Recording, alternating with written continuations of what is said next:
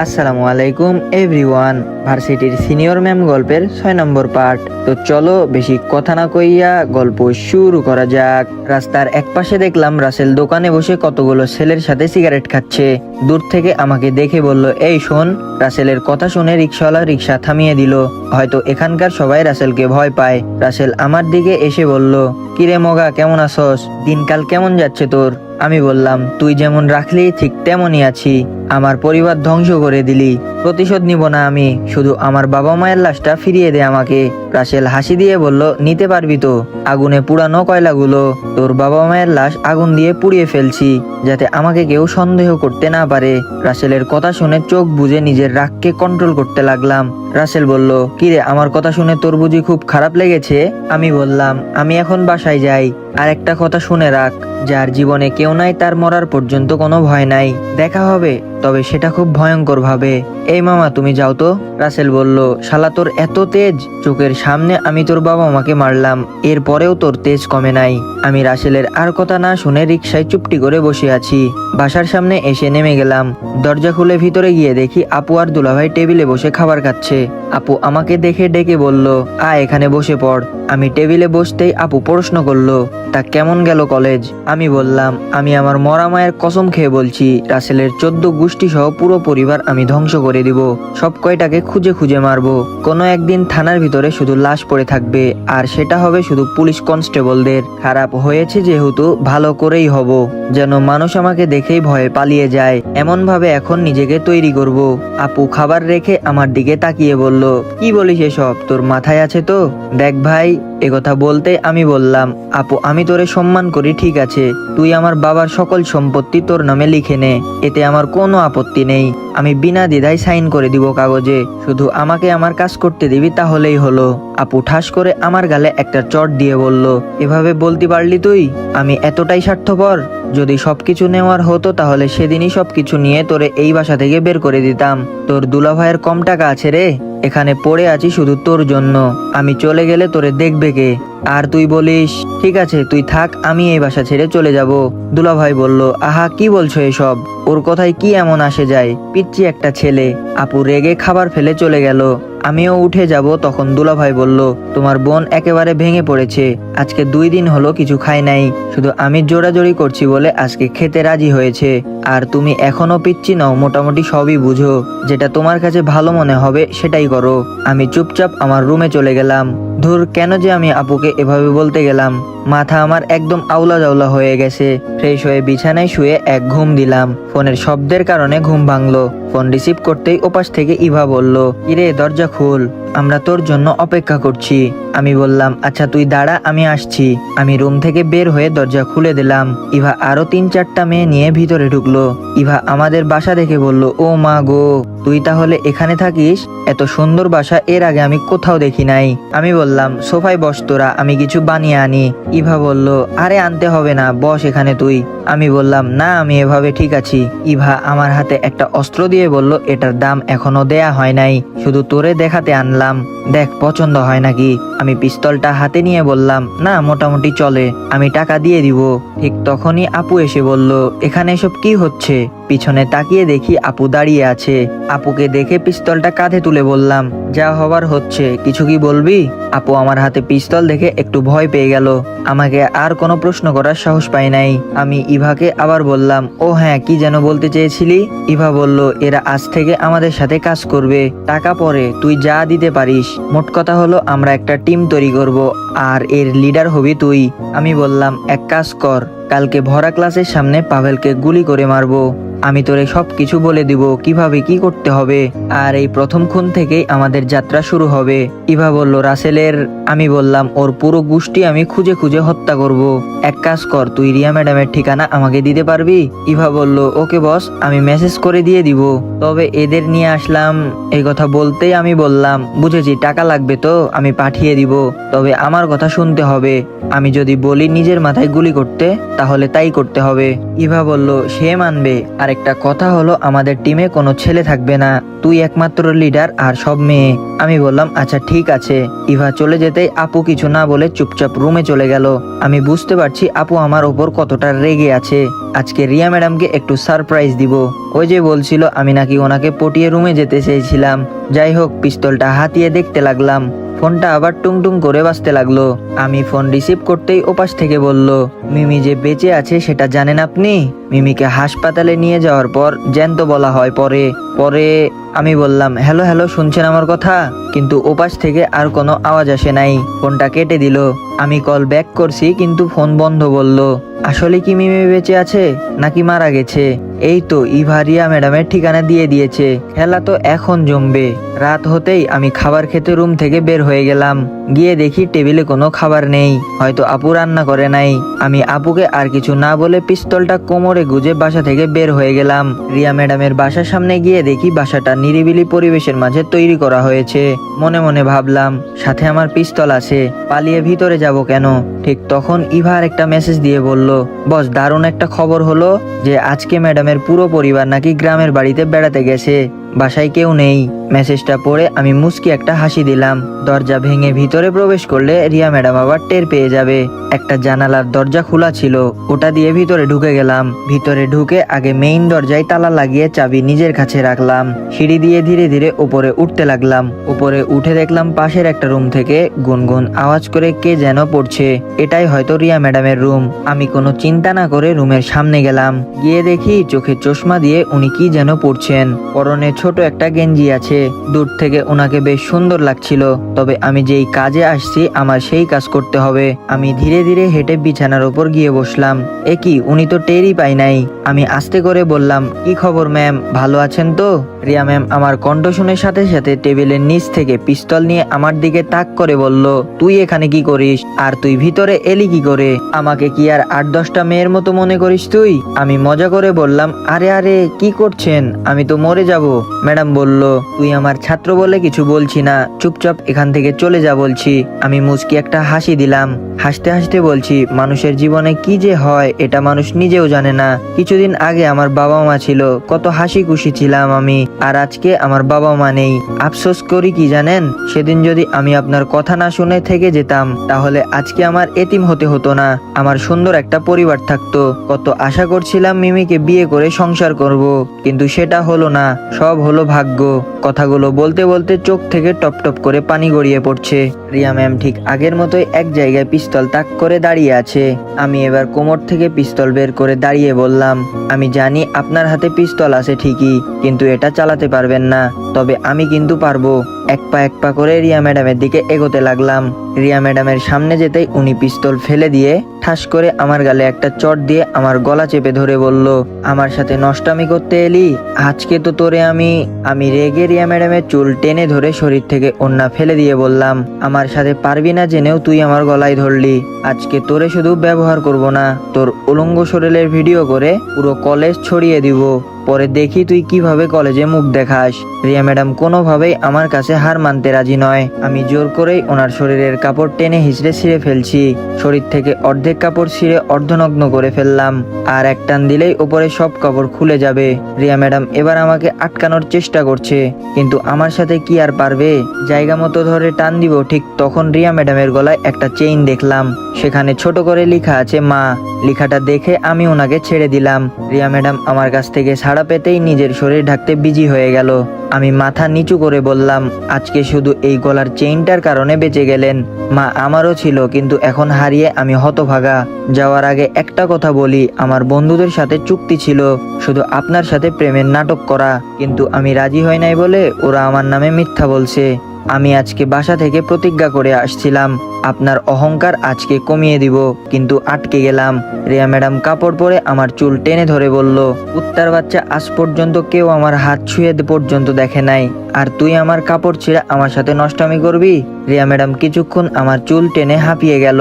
এবার একটু দূরে গিয়ে বলল, তোরে যদি আর কোনোদিন আমার চোখের সামনে দেখি তাহলে আমি তোরে গুলি করে মারবো।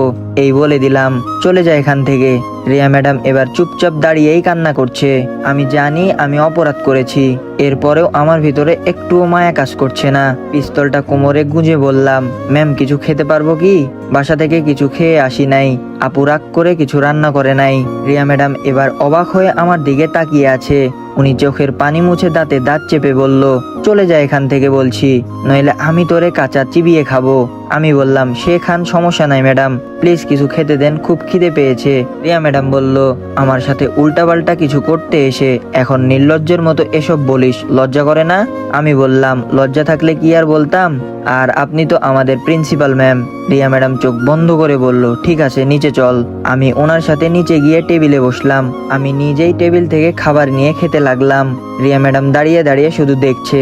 আমি কোমর থেকে পিস্তলটা বের করে রিয়া ম্যাডামের সামনে রেখে বললাম, যদি পারেন ট্রিগার চাপ দিয়ে দিবেন, পুরাই লোড করা আছে, তবে এইবার কপাল বরাবর দিয়েন, যাতে একেবারেই মারা যেতে পারি। জানেন তো, এখন আমার মরে যাওয়ার কোনো ভয় হয় না। যার জীবনে বাবা মা বলতে কেউ নেই, তার আবার মৃত্যুর কিসের ভয়? যত আগে মারা যেতে পারতাম ততই ভালো। ম্যাডাম বলল, আমি যদি একটা কল করি তাহলে তুই এখান থেকে যেতে পারবি না, জানিস তো? আমি শুধু এইটুকু চিন্তা করছি, তোর মতো পিচ্চি একটা ছেলে। আমি বললাম, ওই কথায় আছে না, পিচ্চি মরিচের ঝাল বেশি। খেলা তো কেবল মাত্র শুরু হয়েছে, কালকে কলেজে পুরোই ফিল্ম দেখাবো। আমাকে যারা এখনো ভালো করে চিনতে পারে নাই, তারা খুব ভালো করেই চিনবে। রিয়া ম্যাডাম চুপচাপ আমার সামনে দাঁড়িয়ে আছে। খাবার শেষ হতে রিয়া ম্যাডামের হাতে চাবি দিয়ে পিস্তল হাতে নিয়ে বললাম, গেলাম আমি, দেখা হবে আবার। জানলার কাছে গিয়ে বললাম, ম্যাডাম আপনার বুকের ওপর তিলটা কিন্তু খুব সুন্দর, আমাকে অনেক আকর্ষণ করছিল, মন চাইছিল। রিয়া ম্যাডাম আমার দিকে তেড়ে আসছিল। আমি জানলা দিয়ে দৌড়ে বের হয়ে চলে গেলাম। হেঁটে হেঁটে বাসার সামনে চলে গেলাম। দরজা দিয়ে ভিতরে ঢুকলে আমার খবর আছে এখন, এজন্য জানলা দিয়ে আমার রুমে চলে গেলাম। বিছানার উপর পড়ে দিলাম এক ঘুম। সকালে ফোনের আওয়াজে আমার ঘুম ভাঙলো। এখনো ভালো করে দিনের আলো পড়ে নাই, এর মাঝেই ঘুমটা ভেঙে দিল। ধুর, আমি ফোনটা রিসিভ করে ধমক দিয়ে বললাম, এত সকাল সকাল আমাকে ফোন দিয়ে ঘুমটা ভেঙে দিলে? কল দেওয়ার আর সময় পাওনি তুমি? ওপাশ থেকে আওয়াজ আসলো, সরি, আমি ভাবছিলাম যে জেগে আছেন। বস, আমি তো আবার আপনার মতো এত ধনী না যে ঘুমাবো, সরি বিরক্ত করার জন্য। আমি বললাম, আরে ইভা, তুই একটু পরে কল দিতি। আচ্ছা বল, কি হয়েছে? ইভা বলল, তুই করে বলবো নাকি আপনি? আমি বললাম, সকাল সকাল এসব বলতে কল দিলি? তুই করে বলিস, আর বেশি সম্মান দিতে চাইলে বস। ইভা বলল, ওকে, আমি সবকিছু রেডি করে ফেলছি, এখন শুধু কলেজে যাওয়ার পালা। আমি বললাম, আচ্ছা ঠিক আছে, এখন ফোন রাখ। কল কেটে দিয়ে বিছানা থেকে উঠে পড়লাম। রাতে আপু কিছু খায় নাই, ভাবলাম যাই, আমি যদি নিজে কিছু তৈরি করতে পারি। রান্নাঘরে গিয়ে ইভাকে আবার কল দিলাম। ইভা ফোন রিসিভ করে বলল, হুম বল। আমি বললাম, রুটি কিভাবে বেলতে হয় শিখাতো আমাকে একটু, আজকে আমি আপুর জন্য খাবার তৈরি করব। ইভা বলল, আচ্ছা ভিডিও কল দে, আমি দেখাচ্ছি। ইভাকে ভিডিও কল দিতেই ও আমাকে বুঝিয়ে দিতে লাগলো কিভাবে কি করতে হবে। মোটামুটি ভালোই নাস্তা তৈরি করলাম, তবে হাতটা একটু পুড়ে গেল, এই আর কি। কিন্তু মনের ভিতরে একটা আনন্দ কাজ করছে। আমি টেবিলে নাস্তা সাজিয়ে আপুর জন্য অপেক্ষা করতে লাগলাম। এই তো দুলাভাই রুম থেকে বের হয়েছে। দুলাভাই আমাকে দেখে বলল, কি শালাবাবু, আজকে এত খুশি খুশি লাগছে যে? আমি বললাম, খুশি লাগবে না কেন বলেন দুলাভাই, আমি আজকে আপনার জন্য আর আপুর জন্য নিজ হাতে নাস্তা তৈরি করছি। দুলাভাই আমার কথা শুনে সাথে সাথে মুখটা কালো করে দিল। আমি বললাম, কি হলো দুলাভাই, যেখানে খুশি হবার কথা সেখানে মুখ কালো করে দিলেন? দুলাভাই বলল, কথাটা আমি বলতে চাই না, তাও বলতে হচ্ছে। রাতেই তোমার আপু চলে গেছেন, আমাকে বলল সকালে যাওয়ার জন্য। তোমার আপুর রাগ জানো তো। আমি সোফায় বসে পড়লাম। কখন যে চোখ থেকে জল গড়িয়ে পড়তে লাগলো বলতে পারি না। নিচে তাকিয়েই বললাম, আমি না হয় কিছু বলে ফেলছি, ও কি আমাকে শাসন করতে পারতো না? থাক দুলাভাই, কাউকে দরকার নেই আমার, একাই ভালো আছি। আর একটা কথা, এই বাসাটা আপুর নামে লিখে গেছে বাবা, আপুকে বলবেন ওর বাসায় ও থাকবে, আমি বরং চলে যাব। চোখের পানি মুছে চুপচাপ উপরে উঠে গেলাম। কলেজের সময় হতে রেডি হয়ে নিলাম। টেবিলে যেভাবে খাবার সাজানো ছিল ঠিক সেভাবেই আছে। আমি কিছু না খেয়ে বের হয়ে গেলাম। আজকে মনটা আমার খুব খারাপ। একটা রিক্সা নিয়ে কলেজের সামনে চলে গেলাম। গিয়ে দেখি সেই নিত্যদিনের মতোই আমার পুরাতন বন্ধুরা মিলে নতুন ছেলে মেয়েদের রেগিং করছে। আমি গেটের কাছে যেতে কেউ আমাকে কিছু বলল না। আমি দাঁড়িয়ে ওদের উদ্দেশ্যে বললাম, আজকের পর থেকে যদি কাউকে এখানে অপমান করানো হয় তাহলে তাকে পুরো ক্লাসের সামনে ন্যাংটা করে পিটাবো। আমার কথা শুনে পাভেল রেগে আমাকে ঠেলতে ঠেলতে মাঠের মাঝে নিয়ে গিয়ে চিৎকার দিয়ে বলল, তা তুই আমার কি করবি? আমাকে ল্যাংটা করে পিটাবি নাকি? এখন যে তোর ওপর এটা প্রয়োগ করব। রিয়া ম্যাডামের গাড়ি মাঠের মাঝে চলে এলো। উনি গাড়ি থেকে নেমে আমাদের দেখেও না দেখার ভান করলেন। আমি হু হু করে হাসতে হাসতে বললাম, এতদিন পর আমার নতুন রূপ দেখতে পারবি, সহ্য করতে পারবি তো? পাভেল বলল, কিরে শালা, তুই কি পাগল হলি নাকি? তোর মাথাটা গেছে? আমি আরো জোরে জোরে হাসতে লাগলাম। সবাই আমার দিকেই অবাক হয়ে তাকিয়ে আছে। 2 আঙ্গুল পাভেলের মাথায় ধরে বললাম, কি গুলি করব তো? তৈরি আসোস? পাভেল হাসতে হাসতে বলল, আমাকে কি তোর বোকা মনে হয় রে? তোর মতো হাবলা খাবলা একটা ছেলে। আমি শুধু হাত দিয়ে একটু ইশারা করলাম, আর সাথে সাথে শূন্য থেকে একটা গুলি এসে পাভেলের মাথার সামনে এসে ছিদ্র করে পিছন দিয়ে বের হয়ে গেল, আর সাথে সাথে পাভেল মাটিতে পড়ে গেল। আমি পাভেলের পেটে জোরে একটা লাথি দিয়ে বললাম, আমাকে মারবি না? এখন হলো তো? কত করে বললাম মেরে ফেল আমাকে, তাও মারলি না। সব কয়টাকে আরো শাস্তি দিয়ে মারবো, মজা হবে না খুব? পুরো কলেজের ছাত্রছাত্রী ভয়ে কি করবে না করবে ভাবতে পারছে না। সবাই এক জায়গায় চুপটি করে দাঁড়িয়ে আছে। হঠাৎ হু হু করে হুইসেল দিয়ে পুলিশের গাড়ি ভিতরে ঢুকলো। যাক শালা, এদের আবার বললো কে? হয়তো রিয়া ম্যাডাম। গাড়ি থেকে পুলিশ ইন্সপেক্টর কামাল সাহেব নেমে আমাকে বলল, তুই পুরো ক্লাসের সামনে একটা ছেলেকে গুলি করে মারলি, এর শাস্তি কি হতে পারে? আমি হাসতে হাসতে বললাম, কি আমি মেরেছি? আর আমার হাতে তো পিস্তলই নাই, এটা সবাই জানে। বিনা পিস্তলে আমি একজনকে কিভাবে মারতে পারি? কামাল সাহেব বলল, আমার সাথে বেশি চালাকি করার চেষ্টা করবি না। আমি বললাম, নইলে কি করবেন? জেলের ভিতরে ঢুকিয়ে উলঙ্গ করে মারবেন? স্যার, আপনার মেয়ের নাম যেন কি মনে পড়ছে না। কামাল সাহেব বলল, আমার সাথে লাগার ফল তো জানিস, পুরো পরিবার ধ্বংস করে দিলাম তোর। আমি বললাম, আগামী 1 মাসের ভিতরে আমি তোর পুরো 14 গোষ্ঠীকে খুঁজে খুঁজে মারবো, পারলে আমাকে আটকে দেখা। আর হ্যাঁ, ওকেই আমি মেরেছি, যদি প্রমাণ দেখাতে পারিস মেনে নিব। আর প্রমাণ কি দেখাবি? আমার হাতে তো পিস্তলই নেই। কামাল সাহেব রিয়া ম্যাডামের দিকে তাকিয়ে বলল, সরি ম্যাডাম, প্রমাণ ছাড়া আমরা কিছু করতে পারবো না। আমি বললাম, আমি যদি বলি রিয়া ম্যাডাম পাভেলকে গুলি করেছে? আমার মুখ থেকে এই কথা শুনে সবাই অবাক হয়ে গেল। রিয়া ম্যাডাম তো দিশেহারা হয়ে গেছে। আমি আবার বললাম, কি আমার কথা বিশ্বাস হয় না? ওনার ব্যাগে গিয়ে দেখেন গুলি আছে। আমার কথা শুনে একজন পুলিশ কনস্টেবল গিয়ে রিয়া ম্যাডামের হাত থেকে ব্যাগটা নিয়ে চেক করতে লাগলো। ব্যাগ থেকে পিস্তল বের করতেই রিয়া ম্যাডাম চিৎকার দিয়ে বলছে, বিশ্বাস করেন স্যার, আমার ব্যাগে কিভাবে পিস্তল যে এসেছে আমি নিজেও জানি না। রিয়া ম্যাডামের অবস্থা খারাপ হয়ে যাচ্ছে দেখে আমি বললাম, আরে ম্যাডাম, এত চিন্তিত হবেন না, এটা তো খেলনার বন্দুক, এটা দেখেই কান্না করে দিলেন। আমার কথা শুনে পুরো কলেজে হাসির রোল পড়ে গেল। কামাল সাহেব বলল, তাহলে আমরা লাশ নিয়ে গেলাম, যদি কোনো প্রমাণ পাই আপনাকে সবার আগে বলবো ম্যাডাম। আমি বললাম, তোর ছেলেকেও ঠিক এভাবেই গুলি করে মারবো। যার পরিবার হারানোর ভয় নেই, তার আবার জীবনের কি ভয়? কামাল সাহেব এবার আমার কথা শুনে ভয় পেয়ে চলে গেলেন, কিন্তু উনি কোনো কথা না বলে চুপচাপ গাড়িতে বসে চলে গেল। ইভা আমার সামনে এসে আমার হাতে পিস্তল দিয়ে বলল, এটা দিয়ে পাশের বিল্ডিং থেকে গুলি করেছি, কি ভালো হয়েছে না? আমি বললাম, হ্যাঁ খুব ভালো হয়েছে, এটা এখন ব্যাগের ভিতরে ঢুকিয়ে রাখ। আমার কথা মতো ইভা তাই করলো।